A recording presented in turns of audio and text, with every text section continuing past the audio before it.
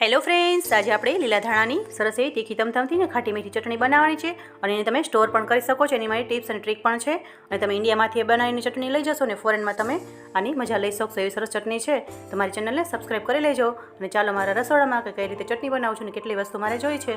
તો આટલી વસ્તુ આપણે લીધી છે અને ફ્રેશ ધાણા છે મારી વાડીના અને સરસ ધોઈને મેં લઈ લીધા છે અને આ રીતે આપણે એને મિક્સર જારમાં ધાણાને એડ કરી દેવાના છે. અને ફૂલ સ્પીડમાં વિડીયો બનાવ્યો છે 59 સેકન્ડમાં, એટલે પૂરી ડિટેલ્સમાં નથી. ડિટેલ્સ તમારી પૂરી જોતી હોય તો મારી ચેનલને સબસ્ક્રાઈબ કરવી પડશે.